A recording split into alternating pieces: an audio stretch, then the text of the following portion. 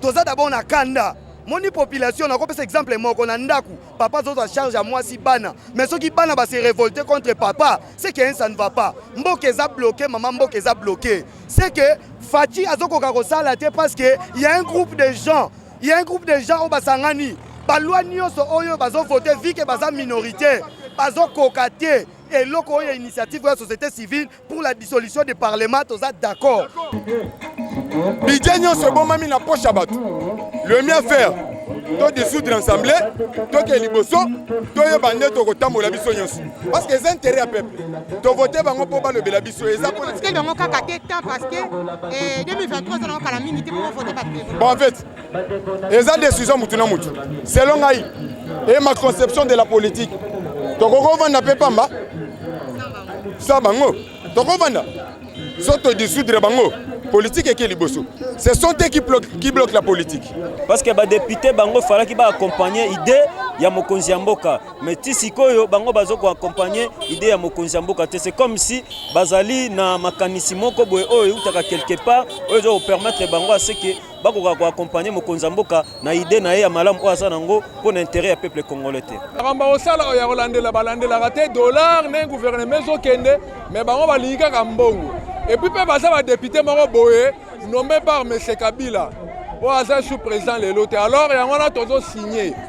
Nous avons signé pour les années du match aller. Match retour, nous avons inde dans Parlement au Bengani Bango. Parce que nous sommes les souverains primaires.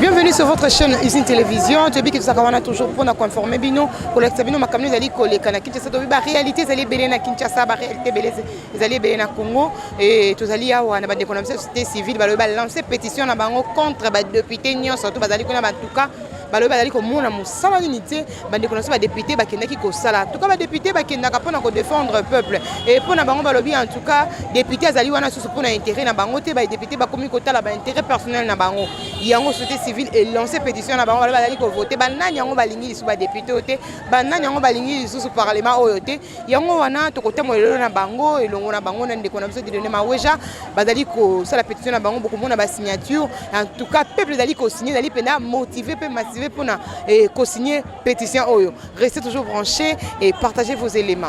Bonjour Ndeko. Ah bonjour maman. Ndeko comment nani?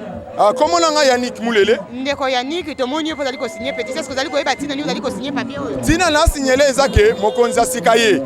Et que toi pour ça makambo changer.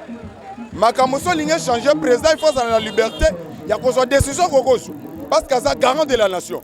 Mais Assemblée nationale ils ont péché sur base anine parce qu'ils sont majoritaires. Côté FCC, oui, Toboïté. La majorité compte aussi, nous pouvons travailler ensemble. Mais il faut avoir cette bonne foi. Il y a quoi de mon ingato qui est liboso. Biso peuple. Biso batu to pesa bango mandat. Ce sont les mandataires du peuple. Ce sont nous qui votent les élus. Alors le mieux faire c'est quoi? Pour ensemble on tout monde comme une pétition contre tel, contre tel, contre tel. Il y a un siko lelo, biso moto sali pétition la biso. Il y a qu'au dissoudre l'Assemblée nationale. Est-ce que vous allez dire que non, qu'au dissoudre ici dans le carbone en bon situation financière? Est-ce que vous avez dit que Mboka Zali mon crise mon bon? Oui, effectivement, tu es bien. Jusqu'à présent, Toto ça le moins 5 mois, il y a Corona. Tous habits sur mon côté. Surtout que dans le monde entier. Ceux qui trompent, il y a une décision qui non, non. Présidentielle, il y a 2023, il y a 2022. Donc ça, le matin, à combien plus votre réseau comme budget n'a besoin de combien? Budget n'a bon mami na poche à battre. Le mieux faire, to dissoudre l'assemblée, to ke liboso, to ye bande to kotambola biso nyonso. Parce que c'est intérêt à peuple. Et bonjour Ndeko. Bonjour maman nanga. Comment nani? Maman comment nanga Zazujo Richard boss na vandi na Delco. Richard to moni yo pe na mulonga bato bazali ko signer pétition oyo. Est-ce que vous allez ko yeba te que ko dissoudre parlement mbala moko boye? Et que ça vraiment un problème parce que bobi que tout dans une situation to maladie oyo et qui c'est moi finance ya mboka. Maman nayebi toza batu toza ba humain. Toboite ke ekreaka ba crise makambo ebele. Mais kasi tokoloba mingi te pona toza d'abord na kanda moni population nakopesa exemple moko na ndaku papa zozwa charge à mwasi bana mais soki bana se révolter contre papa c'est que ça ne va pas mboka eza bloqué maman mboka eza bloqué c'est que Fati azokoka kosala te parce que il y a un groupe de gens au basangani balwa nyonso oyo bazovote vi ke baza minorité bazokoka te et loko oyo initiative de la société civile pour la dissolution du parlement toza d'accord biso nyonso to signer bo monde to signer yango pe naza ko senga congolais nyonso place oza ko yoka ngai ngana uti delvo na yepona ko signer parce que na yebike ba ozwa retard ya kokoma kuna yango nazo senga bino c'est moi votre humble boyebi ngai je suis un combattant tozo lutter pour le changement to sengi dissolution ya parlement au plus vite que possible kingakati eza suna mo à dire te état de droit to lingi changement s'il vous plaît. C'est pour signer contre la dissolution, pour la dissolution et l'Assemblée nationale. Est-ce que vous allez vraiment pour Je suis pour la dissolution de cette assemblée-là qui ne fout absolument rien. Matondo. Avant Matondo, tout le monde doit signer et déterminer. Signature, vous allez dire à quoi?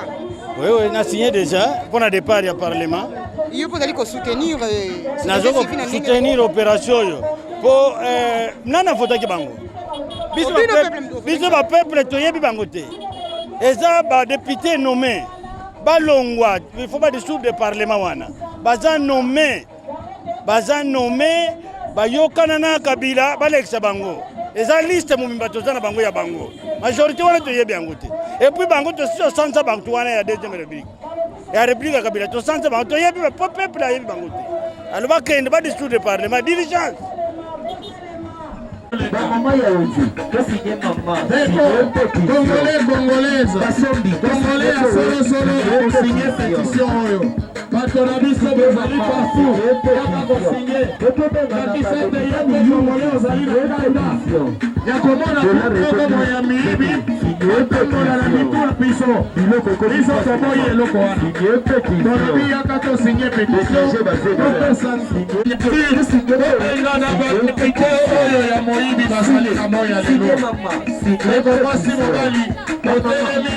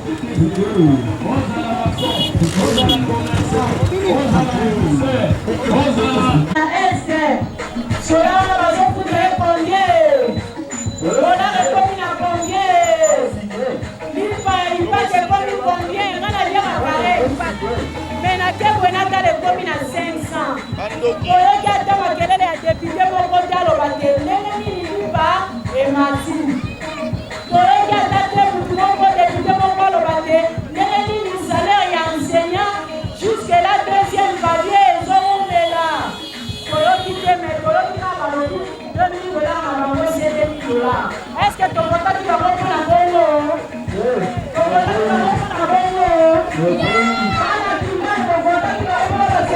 Vous allez signer un but de signature parce que bon, d'abord, tu as signé parce que tu as un rôle parlementaire. Ils allaient pour défendre le peuple. Mais les autres sont très déçus. Nous avons des parlementaires qui sont en défaveur du peuple. Il y a un signé qui est bango. Il y a solo but de signature na mineza linini. Donc c'est moi qui ultima caméra. To sepeli na initiative bandeko na biso bazwi pona ko signer pétition selon article 148 pour dissoudre le parlement wana parce que to melo mo ba député na ba osala te pe to zo boya ba mansela bango ba salaire makamba osala ya kolandela balandela te dollar na gouvernement zo kende mais bango ba linga ka mbongo. Et puis, les députés Boé, nommé par M. Kabila, pour avoir sous-président les lots. Alors, il y a tous signé. Dès que tu signé, il y a un match aller. Match retour, tu as un parlement au Bengani Bango. Parce que nous sommes les souverains primaires. Nous sommes les Bango Kuna.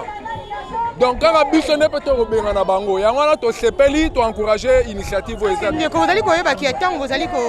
kolobaki bozali kobenga ba député bazali kosala mosala te bozali komettre nini mosala na bango en doute est-ce que bozali koyeba ke bazali kotia pe parce que bazali ba député oyo baponamaki nzela moko na babengi mokonzi ya mboka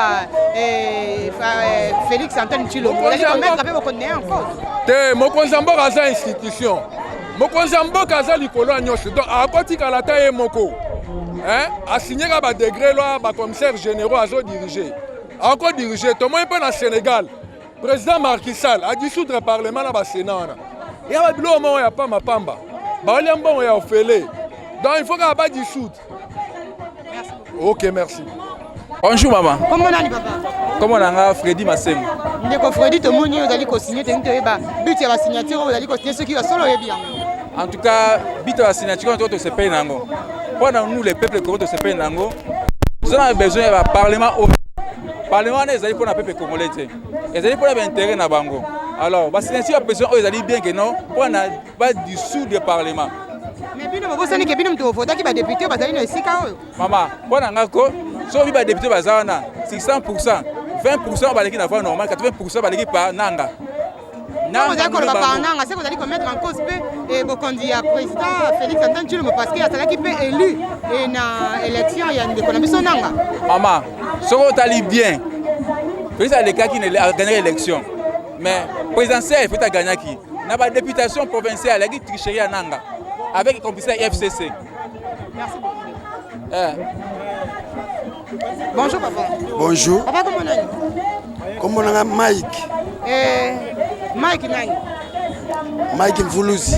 Ndeko Mike Mvulusi tomoni ozali ko signer et olobi pe nini pour la initiative au bande connaissance société civile bazeli biso pour na ko luka lolenge kanya ko dissoudre ensemble. Oui, na eko signer c'est parce que na za contre ensemble wana. Pour ensemble moko on dirait peuple te muta voter yango puisque elle travaille un intérêt peuple te. Ils ont un souci peuple te. Et boy ko landa vision chef de l'état. Alors, ezo sunga biso te. Autant mettre la majorité mosusu que to continuer la majorité wana.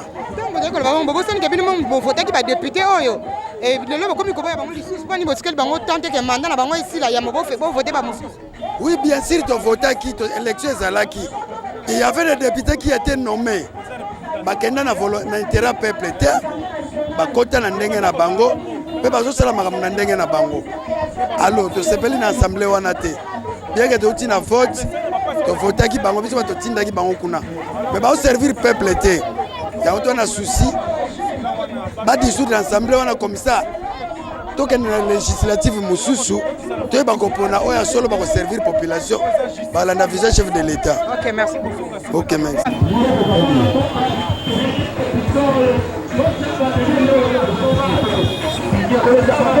Est-ce que la société civile était bien d'aller signer pétition le lenge nini ya ko dissoudre le parlement ya kolongola ba député ba qui ne parce que bazali komona musala bazali ko sala ke eza malamu ba kende po to votaki bango mais tozomona eloko moko bazosala eza te peuple azo souffrir makasi impayé nga nasalaka na régie des eaux impayé pendant 7 mois nasalaka na régie des eaux naza pensionné 7 mois impayé mbongo ya régie des eaux ekendaka wapi mbongo wana bazofuta biso te nous souffrons est-ce que compagnie lokwa régie des eaux kozanga mbongo wana ekendaka wana bazolia yango kaka bango constitution yango ntango basalaki yango bango mpe bazalaki bakende towana posa na bango te batika peuple tranquille bapeuple bazosouffrir tala mokili ndenge tondi na bato bakosalasala bacommerce banini mpo bavivre mpo omona teke eza pasi monsieur Didier tolingi toyeba ya solo tomoni bandeko na biso bazali kofaire signer pétition ya kodissoudre parlement tolingi toyeba mpe réaction nao par rapport ya décision na bango. Bon, l'idée est vraiment malamu parce que jusqu'à présent, sans vraiment y ensemble on a tisiko depuis tokota na bokonzia Félix Tshisekedi toujours comprendre sens ya ensemble on a tamukete parce que depuis pour voter bango ti lelo yo totikali komona loi moko ba voter pour na intérêt ya peuple ezalité ba loi nyonso to ba bisaka pour na intérêt ya peuple bango kuna o baza likolo bafandela kaka ba dossier wana donc tozo comprendre ça c'est nango te s'il faut dissoudre yango en tout cas eza eloko moko ya malamu pour na biso ba peuple congolais. Comment on veut dissoudre parlement oyo ce qui a solo bazali mettre un peu en cause parce que ce total ba député bazali ba o kota kindela moko na ba bengi mokonzi ya mboka Félix Antoine Tshilombo Tshisekedi ce que bazali mettre un peu et bo continuer en doute. Non, ils ont mettre bokonzi ya Félix Tshisekedi en doute te. Mabe ezali ne pas na bango ba député parce que ba député bango fala ki ba accompagner idée ya mokonzi ya mboka mais tisikoyo bango bazo ko accompagner idée ya mokonzi ya mboka te. C'est comme si bazali na makanisi moko boye oyo utaka quelque part oyo zo permettre bango à ce que bako ko accompagner mokonzi ya mboka na idée na ye ya malamu oyo asa nango pour l'intérêt ya peuple congolais. OK, merci beaucoup. Merci.